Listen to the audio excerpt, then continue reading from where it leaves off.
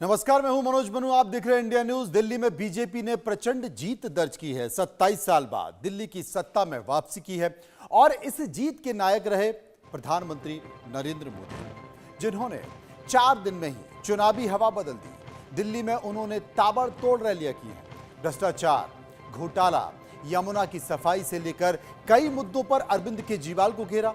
साथ ही दिल्ली की जनता को विकास की गारंटी भी दी और यही वजह है कि दिल्ली की जनता ने बीजेपी की जीत पर मोहर लगा दी। तमाम सारे संकेत इस विधानसभा चुनाव से निकल कर आए हैं। कई सारे लोग मेरे साथ मौजूद होंगे, कुछ मेहमान होंगे। डॉक्टर टीना शर्मा, नेता बीजेपी, डॉक्टर राजू मौर्य, नेता आम आदमी पार्टी, प्रियंका गुप्ता, प्रवक्ता कांग्रेस, अजय कुमार झा, राजनीतिक विश्लेषक, आलोक मेहता, एडिटोरियल डायरेक्टर और सुरेंद्र सिंह लाली भी मेरे साथ मौजूद होंगे।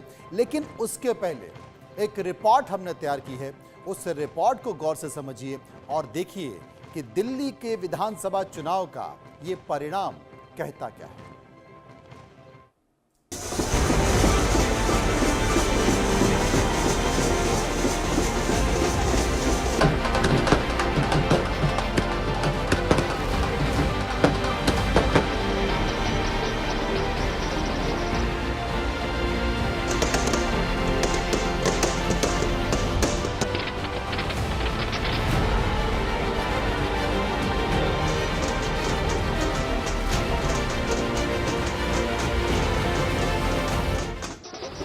27 साल के सियासी वनवास के बाद दिल्ली में जनता ने बीजेपी का राज तिलक किया, तो बीजेपी नेताओं ने होली और दिवाली एक साथ मनाई। जीत बड़ी मिली तो जश्न भी जोरदार मना। आतिशबाजी कर, मिठाइयां बांटकर, ढोल नगाड़े के थाप पर झूमकर बीजेपी कार्यकर्ताओं ने जीत का जश्न मनाया। केजरीवाल के तिलिस्म को तोड़कर बीजेपी ने दिल्ली में ऐतिहासिक जीत दर्ज की और बीजेपी के इस जीत के सबसे बड़े नायक एक बार फिर प्रधानमंत्री मोदी रहे, जिन्होंने अपनी रैलियों और जनसभाओं से दिल्ली की सियासी हवा का रुख बीजेपी के पक्ष में मोड़ दिया। ये जो सरकार बन रही है दिल्ली में, ये प्रधानमंत्री जी के विजन को दिल्ली में लेके आएगी, तो मैं प्रधानमंत्री जी का धन्यवाद करता हूं कि उन्होंने अपना समय दिया और मैं ये जीत का श्रेय प्रधानमंत्री नरेंद्र मोदी जी को देता हूं। मैं दिल्ली की जनता का बहुत बहुत एक बार फिर से धन्यवाद करता हूं और ये जीत, ये प्रधानमंत्री नरेंद्र मोदी जी की जीत है। दिल्ली में बीजेपी की प्रचंड जीत ने साफ कर दिया, मोदी का मैजिक बरकरार है। मोदी के विकास मॉडल पर दिल्ली को भरोसा है। दिल्ली चुनाव में पीएम मोदी ने केजरीवाल के कट्टर ईमानदार वाली छवि को तोड़ा। भ्रष्टाचार और घोटालों के मुद्दे पर केजरीवाल को लगातार घेरा। शीश महल का मुद्दा उठाकर केजरीवाल के आम आदमी वाली छवि पर सवाल खड़े किए। यमुना सफाई के मुद्दे पर केजरीवाल की कलई खोली। साथ ही चुनाव वाले दिन पीएम मोदी के महाकुंभ में डुबकी से बीजेपी के हिंदुत्व और सांस्कृतिक राष्ट्रवाद के एजेंडे को धार मिली, जिसका लाभ दिल्ली चुनाव में मिला। एक तरफ वादा खिलाफ झूठे वादे करने वाले लोग थे और दूसरी तरफ प्रधानमंत्री नरेंद्र मोदी जी, जिन्होंने देश के अंदर गरीबों के प्रति सरकार कैसे काम कर सकती है वो करके दिखाया। प्रधानमंत्री मोदी ने कुछ ही दिन में दिल्ली का पूरा चुनावी खेल बदल दिया। महज कुछ दिनों में दिल्ली की सियासी फिजा को आम आदमी पार्टी के खिलाफ और बीजेपी के पक्ष में करके दिखाया। चुनाव ऐलान से ठीक चंद दिन पहले दिल्ली को विकास की सौगात से नवाजा और आम आदमी पार्टी को दिल्ली की आपदा बताया था। और पीएम मोदी की इन रैलियों का बड़ा लाभ बीजेपी को मिला। Bureau report, India news. तो ये परिस्थितियां आपको लगातार दिल्ली में दिखाई दे रही हैं। एक ऐसा संकेत निकल कर आया है जिससे हर कोई चौंक रहा है कि क्या एक बड़े आंदोलन से निकले हुए बड़े नेता इतनी जल्दी छोटे हो जाएंगे। लेकिन इन सब के बाद अगर बात करें मतदाताओं की, बात करें वोटर्स की, तो वो क्या कहते हैं। ग्राफिक के जरिए आपको समझाना चाहता हूं कि इस जीत का श्रेय आप किसे दें। जीत का नायक कौन है? नरेंद्र मोदी जीत के नायक हैं। किस तरीके से आप देख सकते हैं, पहला 4 दिन में 5 ताबड़तोड़ जनसभाएं की। चुनाव से पहले दिल्ली को कई सारी सौगात दी और इसके साथ साथ मोदी की गारंटी, यानी कि अगर बीजेपी के पूरे विज्ञापन कैंपेन को आप देखें तो सिर्फ मोदी का चेहरा था और मोदी की गारंटी थी। इसके साथ साथ बजट में मिडिल क्लास को बड़ी राहत दी, यमुना साफ करने का वादा किया, सीधे बीजेपी मुख्यालय चलेंगे जहां से संकेत निकल कर आया बीजेपी मुख्यालय।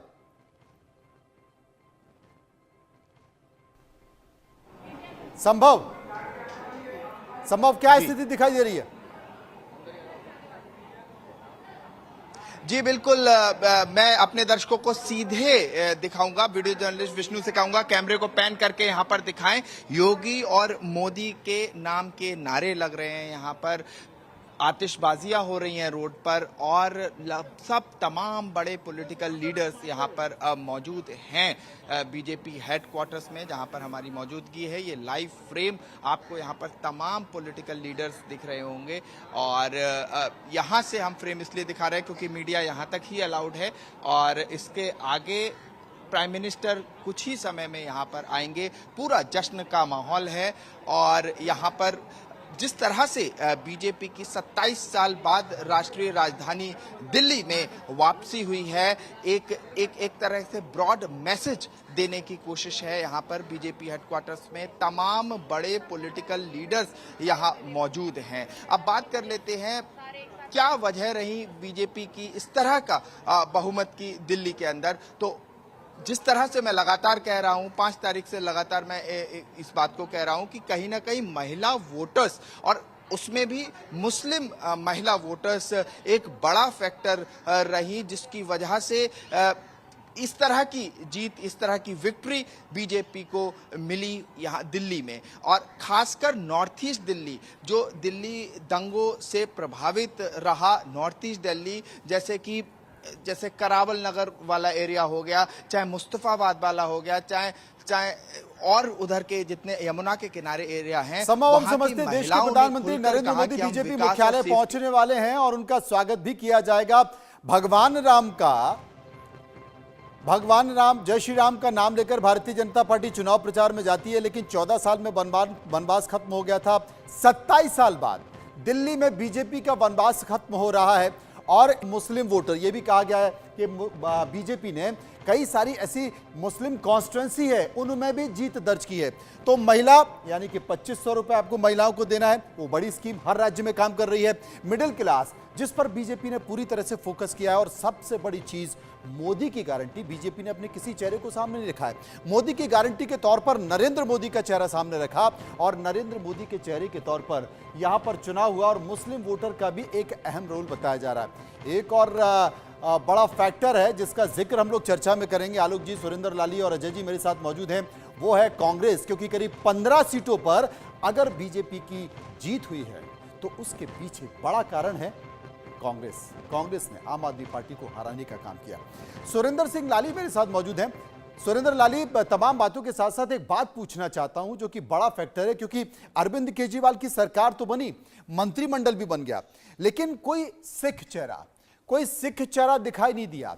और अब यह माना जा रहा है कि भारतीय जनता पार्टी के 1 नहीं, 2 नहीं, 3 नहीं, 4 नहीं, 5 सिख नेता विधानसभा चुनाव जीत चुके हैं, विधायक बन गए हैं। तो एक बड़ा संकेत, और मुझे लगता है कि सिखों को महत्व इसलिए पार्टी दे सकती है क्योंकि अब उनका अगला टारगेट पंजाब। सुरेंद्र लाली। मनोज जी, बिल्कुल आपने ठीक कहा कि शीला जी के समय तक भले वो लवली हो या महेंद्र सिंह साथी जी होते थे, तो एक ये अंडरस्टैंडिंग होती थी, क्योंकि सिख वोट है दिल्ली में तो 6 में से एक मंत्रालय दिया जाता था। पर अरविंद केजरीवाल साहब ने अपनी विजडम में ये नहीं किया, और अब जिस तरह से बीजेपी के लिए अरविंद केजरीवाल जी एक हड्डी थे, उसी तरह अब बीजेपी को मुझे लगता है कि एक पंजाब में जाने का भी बैक रूम से रास्ता मिलेगा। क्योंकि आज भी सवेरे स्टेटमेंट आई है बाजवा साहब की, जो कांग्रेस के हैं, कि 30 एमएलए हैं आपके जो उनके साथ टच में हैं। तो मुझे लगता है कि इस दफ़ा जो पंजाबी वोट भी मिली है, और पंजाबी और स्पेशली सिख नेता भी जीत के आए हैं, तो ये शायद जरिया बनेंगे यहाँ से ऊपर और नॉर्थ जाने का। ये बड़ा संकेत है। आलोक जी मेरे साथ मौजूद हैं। आलोक जी, एक बात पूछना चाहता हूं, क्योंकि कहा जाता है कि बीजेपी बहुत ज्यादा जिसे कहते हैं ना कि ख्वाबों में नहीं जीती है, वो हकीकत में रहती है। एक चुनाव जीतती है और उसके बाद आप देखेंगे जश्न का माहौल हो जाएगा, मंत्रिमंडल विस्तार हो जाएगा और मोदी जी चले जाएंगे फ्रांस, फ्रांस के बाद फिर अमेरिका, 4 दिन की उनकी विदेश यात्रा है, वहां से भी कई सारे संकेत निकल कर आने हैं और उसके बाद फिर दूसरे दिन से वो एक और उस राज्य में जहां पर चुनाव होने वाला है उसकी तैयारी में लग जाते हैं, अपने कार्यकर्ताओं को लगाना शुरू कर देते हैं। किसी को वो आराम से और चैन से बैठने नहीं देते हैं, इनके लिए वो काम है। बाकी दूसरी पार्टियां तो फील गुड फैक्टर में चली जाती है और कई महीनों तक वो जश्न में उलझी रहती हैं। तो क्या माना जाए, अगला टारगेट पंजाब है, बिहार है? देखिए मनोज जी, जैसा अभी हमारे मेहमान कह रहे थे, मैं इस बात से सहमत हूं कि पंजाब में कांग्रेस अपने आप जो कर सकती है करे। और आपने ध्यान दिया हो, अभी राज्यसभा में जब बोल रहे थे और खड़गे जी सामने बैठे थे, तब उन्होंने कहा अरे ज़रा आप लोग कुछ समझदारी करिए, कुछ समय बाद हो सकता है आपको सत्ता में कहीं बैठना पड़े। इसका मतलब संकेत देते हैं कि कांग्रेस यदि जिंदा रहना चाहती है तो थोड़ा सा कुछ हद तक जहां रीजनल पार्टीज़ को ख़त्म हो रहा है, क्योंकि पंजाब में तो उतना प्रभाव बीजेपी का अभी नहीं है, अकाली दल का था, अकाली दल भी काफ़ी उसकी क्रेडिबिलिटी गिर गई। तो ये आपने ठीक कहा और ये संभव है कि कांग्रेस आम आदमी पार्टी की जो झगड़ा दिल्ली में हुआ है उसका असर पंजाब में हो। और दूसरा बिहार का चुनाव है। लेकिन एक बात मानिए मनोज जी, जो ब्रांडिंग नरेंद्र मोदी की हुई है दुनिया में, शायद ऐसा ही दिल्ली में 27 साल बाद अपने चेहरे पर जिता के लाना, कोई लोकल लीडर बड़ा प्रॉमिनेंट नहीं था। प्रवेश वर्मा जो डाउन थे ना, इलेक्शन के बाद ऐसा लगा था लोकसभा में टिकट कट गया, विदुड़ी का टिकट, विदुड़ी की इमेज खराब, ये खराब। इस दृष्टि से अपने बल पर दिल्ली में 27 साल बाद सत्ता में लाना बीजेपी को, ये केवल नरेंद्र मोदी और अमित शाह की जीत है। और ये दुधारू तलवार भी हो सकती है। एक तरफ आप विश्व के बड़े नेता हैं, भारत के बड़े नेता हैं, और आप अरविंद केजरीवाल, जिनके बारे में कहा जा रहा है कि जमीन से जुड़े हुए हैं और इतनी कमजोर पार्टी नहीं है अभी भी, अगर देखा जाए तो वोट परसेंटेज बहुत ज्यादा कम नहीं हुआ, करीब करीब 2-2.5% का अंतर है। बावजूद अपनी व्यक्तिगत गारंटी देना, विज्ञापनों में अपना फोटो रखना और सामने रखकर आपदा कहना कि ये आपदा है, आप इसको हटाइए, अपने दम पर देश की राजधानी दिल्ली में ये अलग जगाया है, तो वाकई ये बहुत बड़े 56 इंच के सीने का ही काम हो सकता है। देखिए इसमें एक बात और जोड़ूंगा, चूंकि दिल्ली राजधानी है और अभी आप अमेरिका जाएं, फ्रांस जाएं, पेरिस की बात होती है, लंदन की बात होती है, वाशिंगटन, न्यूयॉर्क की बात होती है, उसमें लगता था कि अरे एक ये कारपोरेशन जैसी चीज़ें, उस पर मोदी का कोई असर नहीं है, यहाँ अपनी योजनाएं इम्प्लीमेंट नहीं कर सकते हैं। आप यदि कोविड से लड़ने के लिए मोदी जी को सारा श्रेय दुनिया में मिल रहा था, लेकिन दिल्ली में केजरीवाल कहते देखिए आपकी वजह से ऐसा हो गया, ये नुकसान हो गया, कांग्रेस कहती थी देखिए नुकसान हो गया। ऐसी स्थिति में दिल्ली के जीतने का विश्व में उसका असर होगा।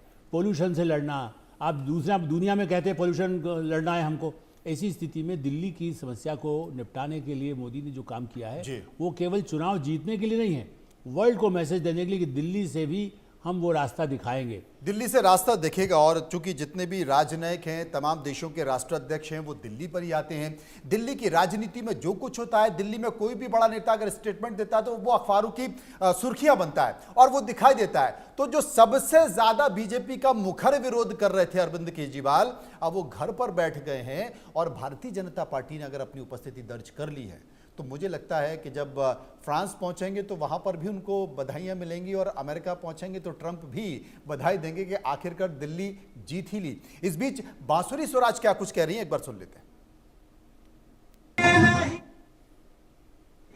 अगाध विश्वास जो जनता ने सिखाया है, क्योंकि वो जानते हैं मोदी है तो अरविंद केजरीवाल खुद चुनाव हार गए, मनीष सिसोदिया खुद चुनाव हार गए, ऐसा बड़ा कारण क्या था?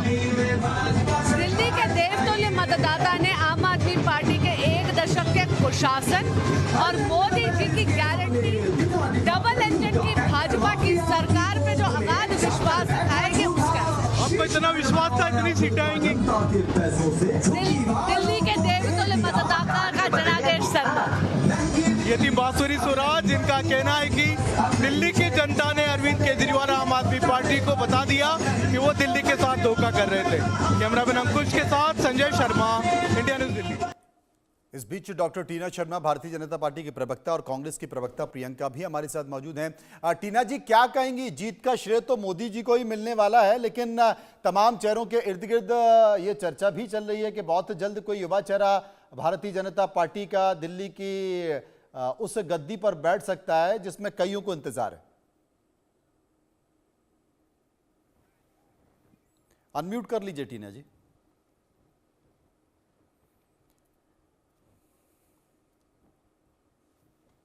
ऐसा नहीं है। भारतीय जनता पार्टी का कोई भी कार्यकर्ता आप जरूर कह सकते हैं वो जैसे कि राजस्थान की तर्ज पे या कहें कि हरियाणा की तर्ज पे आपने देखा होगा कि जो स्पेकुलेशन मीडिया भी नहीं लगा पाया वो हमारा कैंडिडेट रहा मुख्यमंत्री के लिए।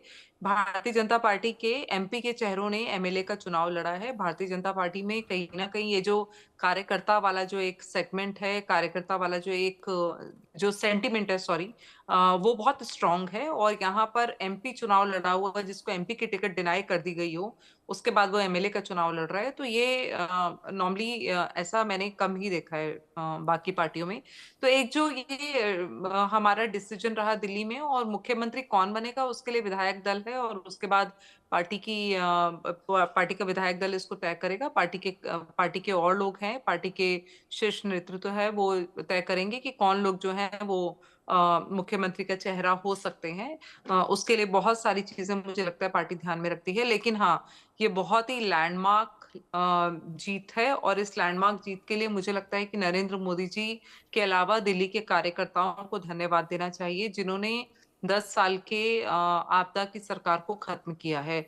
और एक बात जो जरूरी हो जाती है यहाँ पर कहना, वो ये जरूर मैं कहूंगी कि कहीं ना कहीं लोगों में एक ये मैसेज है कि ये जो एक बार बार कहा जाता था ना कि ये काम नहीं हो रहा है, ये काम नहीं हो रहा है, और हम बार बार कह रहे थे कि ये काम नहीं हो रहे हैं, इनकी जो डिलीवरी सिस्टम था वो ठीक नहीं हुआ। सौरभ भारद्वाज जैसे कैंडिडेट चुनाव हारे हैं, सिर्फ आतिशी बड़े शहरों में एक जीती हैं, उसके अलावा सभी चुनाव हारे हैं। तो ये जो इनकी एक जो ये ट्रायंगुलर फाइट जिसको लोग प्रोटेक्ट कर रहे थे, वो ट्रायंगुलर फाइट ना होकर ये बाइपोलर ही रहा, और कहीं ना कहीं भारतीय जनता पार्टी के लिए बहुत बड़ी चीज है, क्योंकि हमने हर दिन मैं महिला मोर्चा की महामंत्री थी पिछले टेन्योर में, हमने हर दिन, कोई दिन ऐसा नहीं था जब हमने सड़कों पे संघर्ष नहीं किया। सुबह 6 बजे हमारी बीजेपी के कॉल चली सड़कों जाती पर थी। संघर्ष को तो कोई नहीं नकार सकता। प्रियंका जी कांग्रेस की नेता हमारे साथ मौजूद है। प्रियंका जी, भले ही कांग्रेस दिल्ली के इस विधानसभा चुनाव में एक भी सीट नहीं जीत पाई, लेकिन ये सोचकर ही खुश है कांग्रेस कि चलो हमने बदला ले लिया। अरविंद केजरीवाल हिम्मत है, हम स्वीकार करते हैं उसे, और मुझे लगता है कि दिल्ली की जनता के लिए हम पूरी तरीके से प्रतिबद्ध हैं, और उम्मीद ये करते हैं कि जिस तरह से यमुना जी की सफाई नहीं हो पाई, रोड नहीं सही हो पाई, जिस तरह से जो है नालियां हो, सीवर हो, ये सारी समस्याएं जिस तरह से सामने निकल आई, उम्मीद करते हैं कि जो महिलाओं की समस्या है, महिलाओं से जो वादे किए गए हैं वो पूरे करेगी सरकार।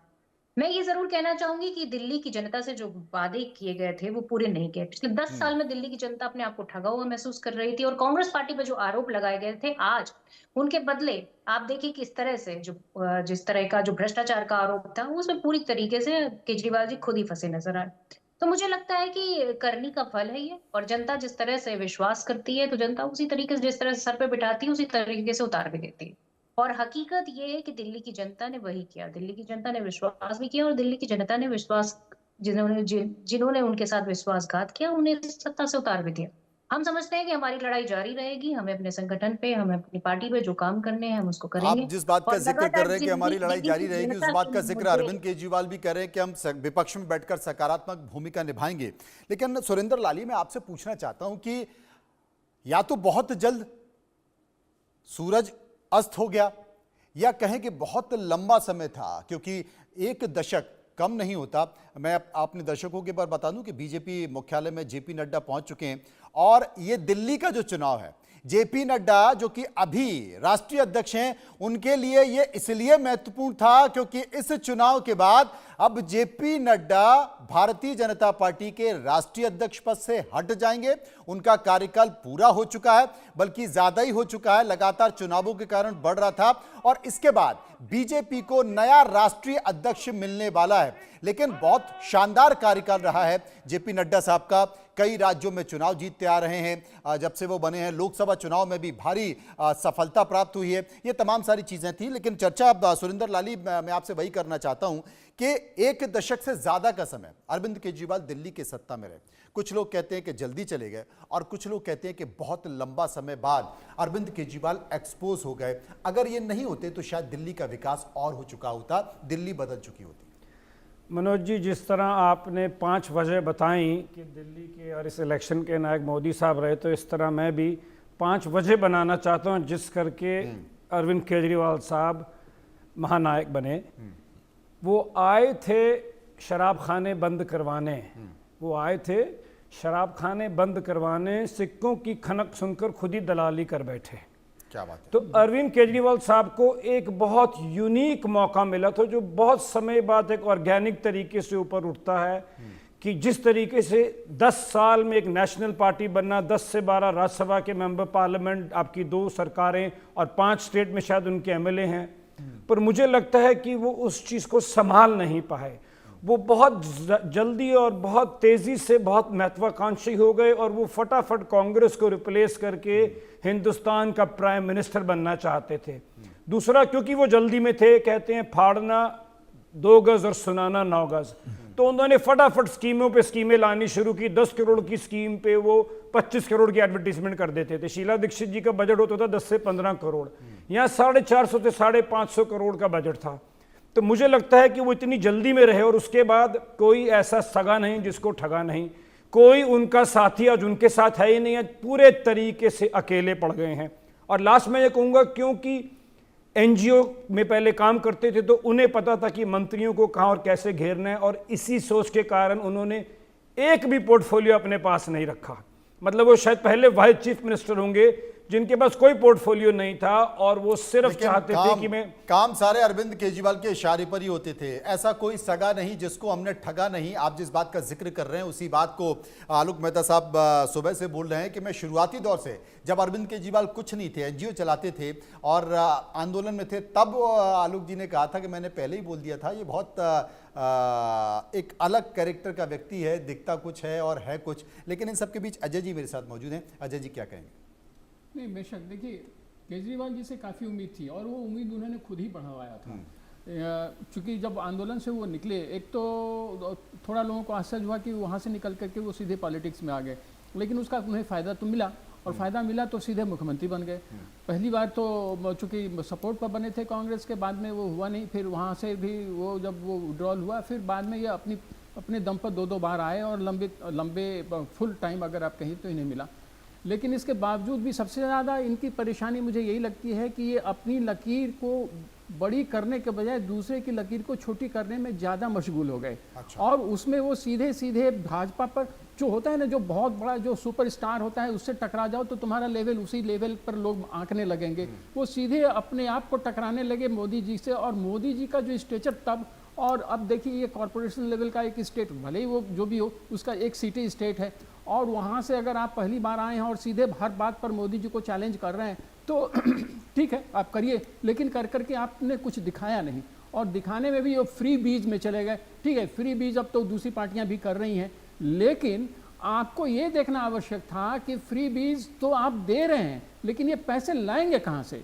और जब आप पैसे ला नहीं पाएंगे तो ऑब्वियसली आप डेफिसिट में जाएंगे, डेफिसिट फाइनेंसिंग करेंगे, और अगर डेफिसिट फाइनेंसिंग करेंगे तो आपको बोरो करना पड़ेगा, आपको बाहर से पैसे लेने पड़ेंगे या फिर सेंटर से मांगने पड़ेंगे। तो हर राज्य में करीब करीब यही स्थिति देखी जा रही है, जहां जहां चाहे वो बीजेपी शासित राज्य हो या तमाम विपक्षी पार्टियों के राज्य हो जहां उनकी सरकारें हैं, उनके पास पैसा इसलिए नहीं है क्योंकि जो फ्री की घोषणाएं हो चुकी हैं उनके लिए पैसा नहीं है, सड़क बनाने के पैसा नहीं है, बिजली के लिए पैसा नहीं है, तमाम जन कल्याणकारी योजनाओं के लिए पैसा नहीं है, क्योंकि फ्रीबीज की घोषणा आपने इतनी ज्यादा कर दी। अब तो जो उनके कर्मचारी हैं उनकी सैलरी, उनकी तनख्वाह देने के लिए आपके पास पैसे नहीं है, और उसके लिए हर महीने आपको 1500 करोड़ रुपए, 2000 करोड़ रुपए का लोन लेना पड़ता है। ये एक बड़ा संकट है। लेकिन आलोक जी, दिल्ली वैसे तो तमाम सारी चीजें देश की राजधानी है, लेकिन कहा जाता है दिल्ली मजबूरी भी है।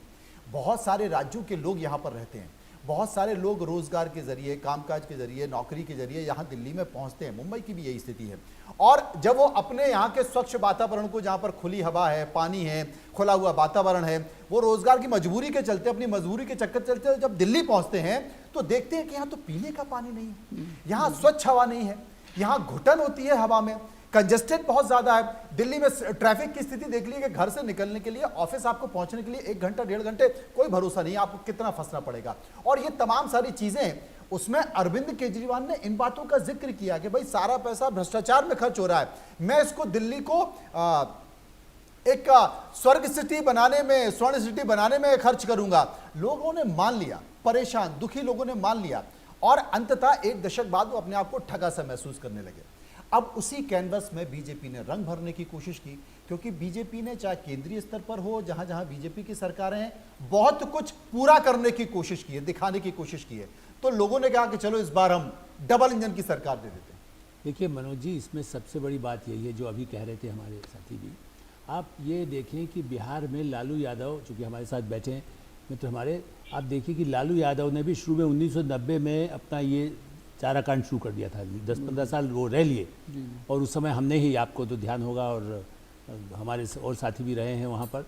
इस दृष्टि से मैं कहूँगा कि जब आपने शुरुआत में ही पैसा, अमित शाह पहुँच गए हैं, जो पांडा हैं दिल्ली चुनाव के प्रभारी हैं, गर्म जोशी के साथ उनसे हाथ मिलाया, और वीरेंद्र सचदेवा उन्हें भी पटका पहना दिया, और ये दिल्ली के तमाम नेता खड़े हुए हैं, जिंदाबाद, चेहरे की खुशी। मुझे लगता है कि अगर गौर से देखा जाए, दिल्ली में जीत की जो चेहरे की खुशी है, मुझे लगता है कि हरियाणा और महाराष्ट्र से ज्यादा है अमित शाह के चेहरे पर। बिल्कुल, आप यही मैं कहने वाला था कि देखिए उन्होंने पूरा नस पकड़ते हैं अमित शाह, और देखिए पूरी सरकार पर अरविंद केजरीवाल आए थे कि कांग्रेस के भ्रष्टाचार को लेकर के अन्ना हजारे आंदोलन से, और मोदी सरकार का 10 साल में किसी मंत्री पर, मनोज जी आप भी बहुत सीनियर जर्नलिस्ट हैं, आप ये बताइए कोई किसी मंत्री का कोई भंडाफोड़ हो पाया? सारा मीडिया आज भी, ऐसा नहीं कि कई मीडिया चैनल आज भी, टेलीग्राफ इतना छापता है खिलाफ, आज लोग कहते हैं मीडिया मैनेज है, आज इवन संदेश और गुजरात समाचार जैसे अखबार भी इतनी तीखी आलोचना मोदी सरकार की करते रहे, लेकिन कोई आरोप इन पर नहीं आया। अमित शाह और नरेंद्र मोदी की जोड़ी का सबसे बड़ा दिल्ली में भी क्यों असर हुआ? क्योंकि शराब का घोटाला, और उसके बाद जब उन्होंने सोचा था मैं दस्तखत नहीं किया तो मैं कैसे पकड़ा जाऊँ, आज भी हमारे एक साथी ऊपर कह रहे थे। मेरा ये कहना है कि देखिए उसके बाद लेकिन चेन आंध्रा वाला के थ्रू जो पैसा आया है अब उसमें निकल के आ गया। जो लोग डरा रहे थे, जो धमका रहे थे, आम आदमी पार्टी ने वही फार्मूला अपनाया, और ये सोच करके केजरीवाल ने जो काम किया उस प्राथमिकता को, जिसका आप कह रहे हैं अस्पताल है, मैं हमेशा अपने चैनल पे भी बोला है, मैं आपको नाम दे दूंगा कि 50,000 रुपया लग रहा है, मोहल्ला क्लिनिक काम नहीं कर रहा है, तो जो गरीब आदमी भी दुखी है। आंकड़े और ये चीजें बताएगी। संजय शर्मा मौजूद है। संजय शर्मा, बीजेपी के राष्ट्रीय अध्यक्ष पहुंच चुके हैं, बीजेपी के चाणक्य अमित शाह पहुंच चुके हैं, मुझे लगता है कि प्रधानमंत्री बस कुछ देर में पहुंचने वाले हैं। बिल्कुल, सभी को इंतजार है प्रधानमंत्री नरेंद्र मोदी का, जिनको इस दिल्ली के प्रचंड जीत का शिल्पकार माना जाता है। यहाँ पर मौजूद है बीजेपी के कई सारे तमाम कार्यकर्ता जो प्रधानमंत्री नरेंद्र मोदी को सुनने आए। आप यहाँ पर कैसे आए? क्या प्रधानमंत्री जी के लिए आए आप यहाँ? हम प्रधानमंत्री जी के लिए आए, दिल्ली के विकास के लिए आए, दिल्ली की जनता को धन्यवाद करने के लिए आए, जिन्होंने आपदा को भगाने में, हटाने में इतना बड़ा सहयोग किया है, तो दिल्ली को धन्यवाद करने आए, और प्रधानमंत्री जी का तहे दिल से धन्यवाद करने आए, और प्रभु से प्रार्थना भी करते हैं प्रधानमंत्री जी को और शक्ति दे, और शक्ति दे। आपको उम्मीद थी इतनी बड़ी जीत होगी? जय जय जय, हमने इतना मेहनत किया, हम सब कार्यकर्ता मिलकर इतना मेहनत किया, तो जीत तो होना चाहिए था। आपको क्या लगता है किस मुद्दे पे चुनाव जीते हैं? देखिए, जिस तरीके से केजरीवाल ने इस दिल्ली को शराब की नगरी बना दिया, जगह जगह खड्डे पड़े हुए, कोई विकास कार्य नहीं हुआ, इन सब मुद्दों पे दिल्ली की जनता ने अपना उम्मीद थी इतनी प्रचंड जीत होगी? बिल्कुल थी सर, बिल्कुल थी।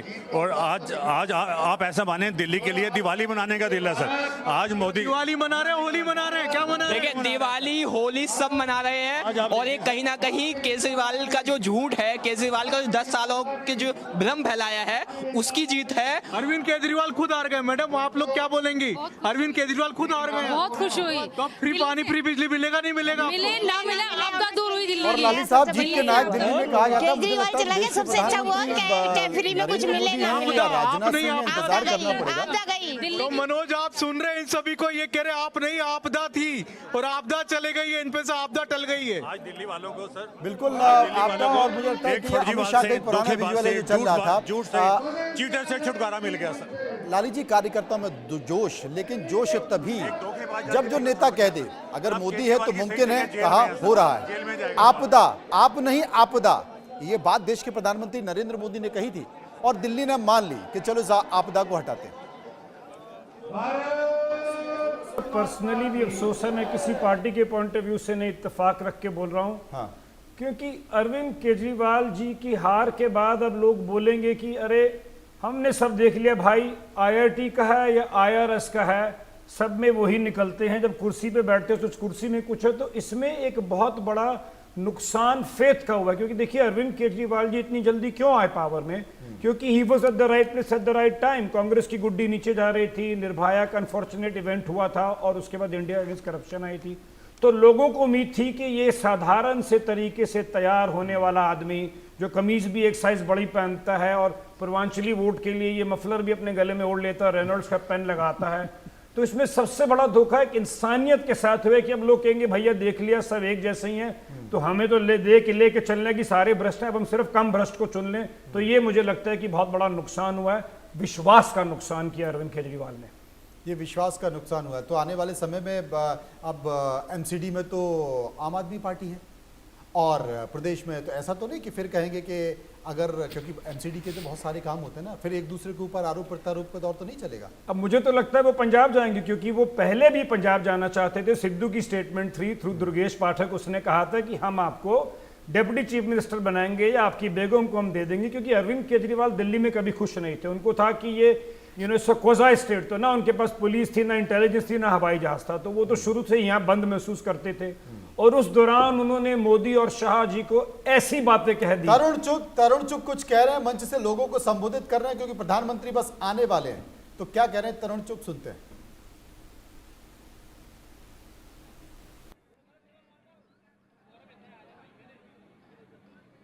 अभी आपके सामने अगले कुछ ही मिनटों में देश के यशस्वी गृह मंत्री आदरणीय अमित शाह जी पहुंचने वाले हैं। हम सब उनका स्वागत करेंगे। आगे पता नहीं था, पीछे से किसी ने कहा कि वो आ चुके हैं। अभी दोनों कुछ ही समय में यहां आपके पास पहुंचने वाले हैं और आदरणीय प्रधानमंत्री जी भी कुछ ही मिनटों में आपके मध्य पहुंचेंगे। भारत माता की, भारत माता की, भारतीय जनता पार्टी।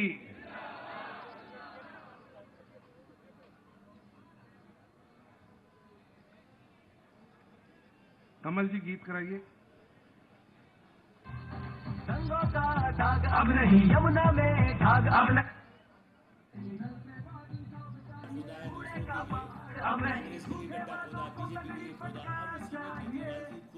अपनी पार्टी के लोगों को, देखिए स्वाति मालीवाल को मत भूलिए। इतिहास में पहली बार ऐसा हुआ कि अब एक मुख्यमंत्री और जो सबसे पुरानी साथी थी उसको अपने ही घर में पिटवाएं।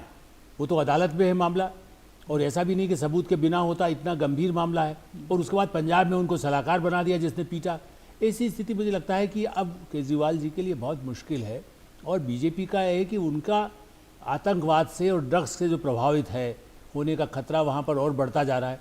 ऐसी क्योंकि सारी योजनाओं पर, सारे कामों पर दिल्ली की जनता ने विश्वास किया। हमारे राष्ट्रीय अध्यक्ष आदरणीय जेपी नड्डा जी को जाता है कि उन्होंने कार्यकर्ताओं का मार्गदर्शन किया। हमारे गृह मंत्री आदरणीय अमित शाह जी को जाता है कि उन्होंने दिल्ली की चुनावी कमान अपने हाथ में संभाली और धुआंधार उन्होंने प्रचार किया। दिल्ली के सारे कार्यकर्ताओं को जाता है।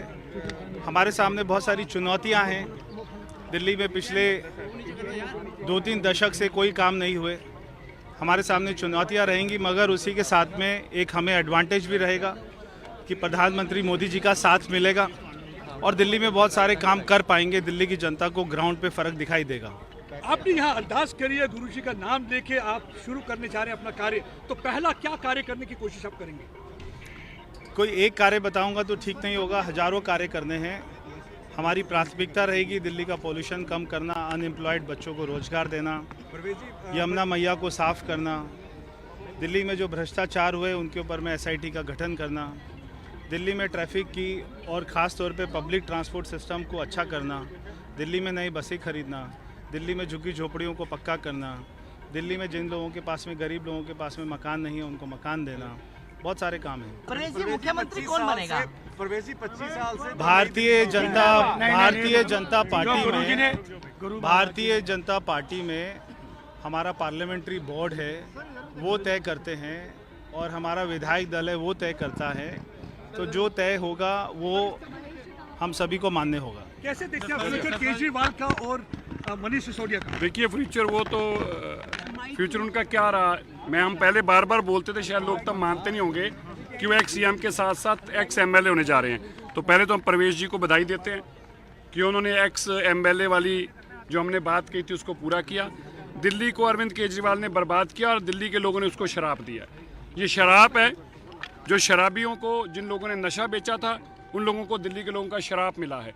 और इसी के कारण आप सोचिए, कल तक आप कहते थे कि मैं दिल्ली का मालिक हूं, और आज दिल्ली ने कहा कि नहीं, तुम तो एमएलए बनने के लायक भी नहीं हो, तुम मालिक कहते हो।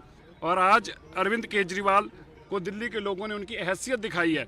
तुम झूठ बोलकर, फ्रॉड करके, रोज नौटंकी, रोज नए ड्रामे, दिल्ली को तुमने बर्बाद कर दिया 12 सालों में। आज दिल्ली की टूटी सड़कें, गंदगी से भरा हुआ पानी, गंदा सीवरेज का पानी, गंदी यमुना, गंदी हवा, कोई चीज़ नहीं है जो अरविंद केजरीवाल ने छोड़ी और खुद शीश महल में रह रहे हैं। मुझे लगता है दिल्ली के लोगों ने स्पष्ट किया है कि तुम्हारे जैसे फ्रॉड, बेईमान, दोगले चेहरों को किसी सूरत में एमएलए भी बनने के लायक नहीं छोड़ा गया। मैं मानता हूँ आज हम गुरु हरकृष्ण पातशाह जी के स्थान पे जो आए हैं, मैं मानता हूँ कि गुरु साहब की कृपा हुई है। दिल्ली पे जब बहुत बड़ी महामारी आई थी तब भी गुरु हरकृष्ण पातशाह जी की कृपा हुई थी और दिल्ली के लोगों को उस महामारी से निकाला था। यह भी कोई कम महामारी नहीं है जो इन लोगों ने दिल्ली के साथ बर्बादी की है। हम गुरु साहब का धन्यवाद करते हैं कि दिल्ली को इस आपदा से राहत मिली है और अब दिल्ली के लोग दिल्ली का विकास देख पाएंगे। मोदी जी की अगुवाई के अंदर जो सरकार बनेगी वो दिल्ली के विकास के लिए होगी। अरविंद केजरीवाल जी की सरकार दिल्ली के विनाश के लिए थी। धन्यवाद। लाली जी, 5 जीते हैं और 5 में से मंत्रिमंडल में स्थान जरूर मिलेगा, अरविंद केजरीवाल नहीं दे पाए, कौन हो सकता है? देखिए, यूँ तो लवली जी सीनियर है क्योंकि वो शीला जी के समय में 2 बार रहे भी थे, 2 या 3 बार रहे थे। और बीजेपी विधायक का टिकट काटा था, बीजेपी विधायक का टिकट काट के पहले वो कांग्रेस से बीजेपी में आए, फिर वापस कांग्रेस में चले गए, फिर पार्टी उनको लेकर आई, फिर बीजेपी विधायक का टिकट काटा, उनको टिकट दिया। जी, पर मुझे इसमें लगता है जो 3 जीते हैं उसमें थोड़ा सा सिरसा जी का ज़्यादा चांस है क्योंकि सिरसा जी पंजाब को अच्छे से जानते हैं। वो इससे पहले एसएडी के साथ जुड़े रहे, वो पीछे हैं भी हरियाणा से। और क्योंकि अब देखिए जब बिट्टू जी भी आए हैं कांग्रेस से यहाँ, तो मुझे लग रहा है कि इस समय सिरसा जी का इन तीनों में से सबसे ज़्यादा चांस है क्योंकि अगर पंजाब जाने का जरिया बनाना है तो उन्हें वो चाहिए जो पंजाब को ज़्यादा अच्छे से जानता है, ना कि दिल्ली का सिर्फ एक विधायक हो। प्रियंका जी, प्रियंका जी नहीं, आलोक जी, आपको क्या लगता है?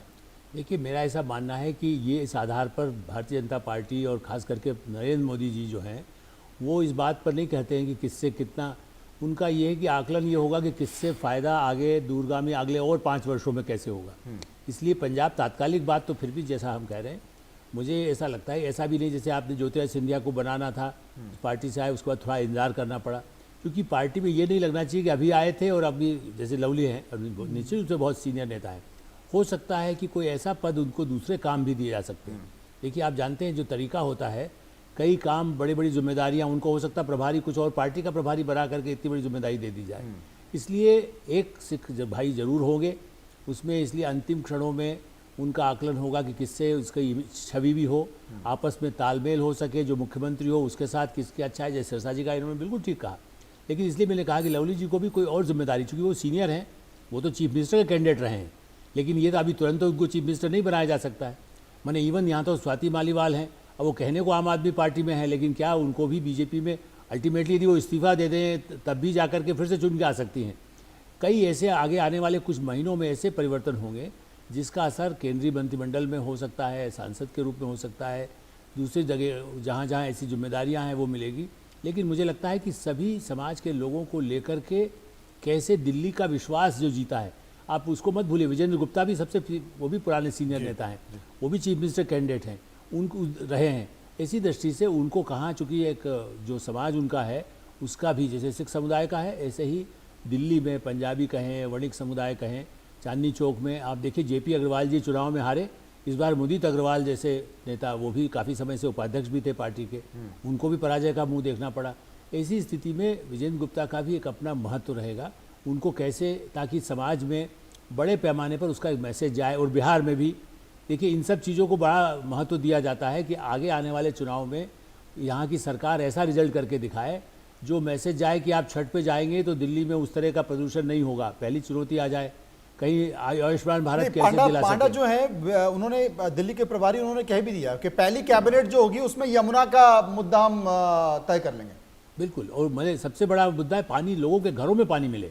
देखिए कल आपने देखा होगा, खुद समित पात्रा जी घूम रहे थे 4 दिन पहले, उन्होंने दिखाया कैसे पाइपलाइन से जो टैंकर माफिया है उसका पानी पाइपलाइन से ऊपर दीवार से पानी जा रहा है और दिल्ली का पानी नहीं मिल रहा है। ऐसी गंभीर समस्या को जो बीजेपी ने खुद एक्सपोज किया है, सबसे बड़ी प्रायोरिटी होगी कि पानी जो सड़ा हुआ कीचड़, आरओ में भी पानी में कीचड़ आ रहा था, बड़ी बड़ी सोसाइटी में, मध्यम वर्ग नहीं अपर कास्ट के लिए भी टैंकर से पानी आ रहा है। ऐसी स्थिति में मुझे लगता है कि पानी, जैसा अभी उन्होंने कहा भी कि भाई हमारी प्रायोरिटी होगी प्रदूषण दूर करना, तो चीज़ हवा का प्रदूषण तो बाद की समस्या है, पहले ड्रिंकिंग वाटर और हेल्थ के लिए अस्पतालों की, JP Nadda ji health minister है, मनोज जी ध्यान दीजिए जी। और ऐसी स्थिति मुझे लगता है कि दिल्ली के अस्पतालों की स्थिति सुधार कर आयुष्मान भारत लागू करने से एक बड़े पैमाने पर लोगों को राहत महसूस होगी।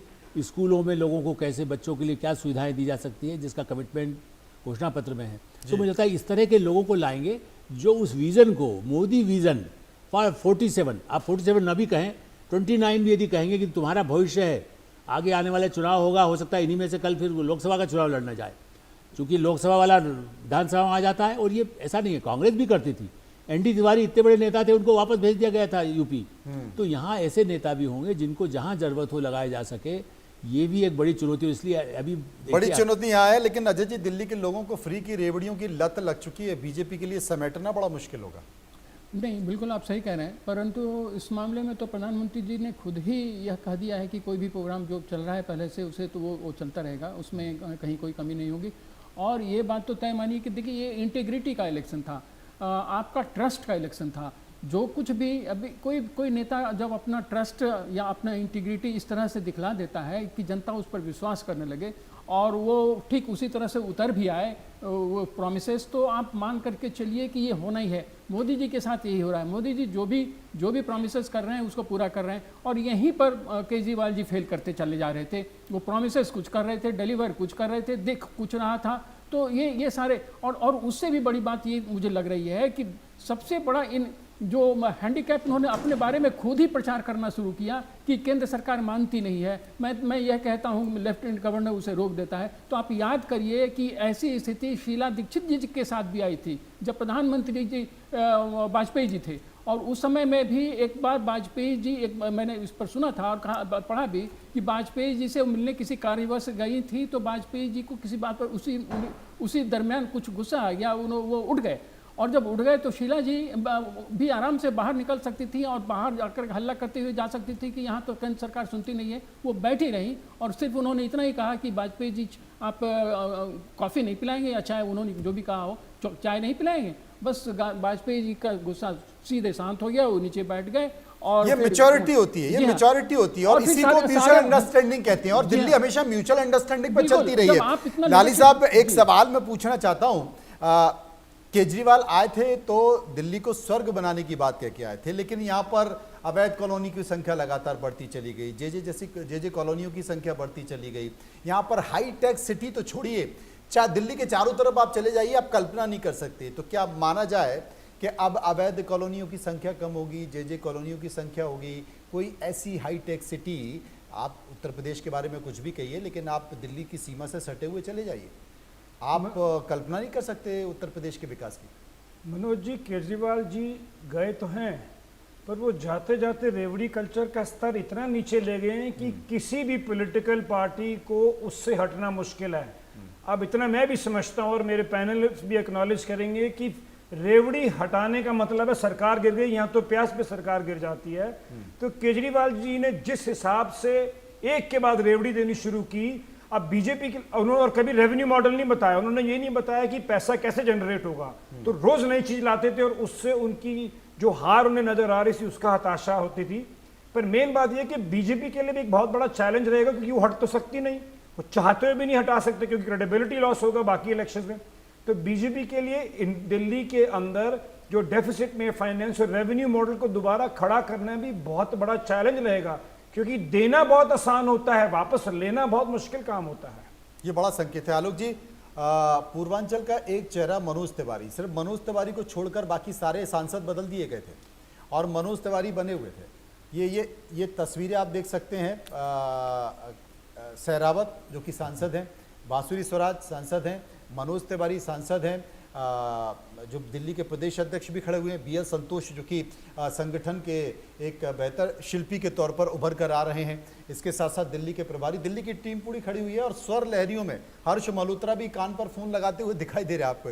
ये दिल्ली के तमाम सांसद हैं और मुझे लगता है कि आने वाले समय में जो मंत्रिमंडल विस्तार हो रहा है, क्योंकि नाम जरूर चल रहा है कि दिल्ली के मुख्यमंत्री क्या मनोज तिवारी भी हो सकते हैं, उम्मीद कम है, विधायकों में से ही कोई मुख्यमंत्री होगा, लेकिन आने वाले समय में जब भी केंद्रीय मंत्रिमंडल का विस्तार होगा तो मुझे लगता है कि मनोज तिवारी को स्थान जरूर मिलेगा। ये आपने ठीक कहा, कोई न कोई इस तरह का प्रभुत्व देना चाहिए, क्योंकि मनोज तिवारी ने काफ़ी काम किया पहले भी और इस बार भी फिर से जीत के आए, जबकि कई लोग शंका करते थे कि वो जीत के नहीं आएंगे। और इसका मैसेज, चूंकि बिहार के चुनाव में आपको याद होगा मनोज जी, पिछली बार भी लोकसभा चुनाव में भी उनको कई बार उत्तर प्रदेश के कुछ इलाकों में भेजा गया, बिहार भेजा गया। तो मनोज तिवारी उत्तर भारतीयों का चेहरा है जो दिल्ली में बसा हुआ है, बिहार और यूपी का। इस भोजपुरी में उनके जो गीत हैं वो सुनाते हैं, रवि किशन तो हैं ही।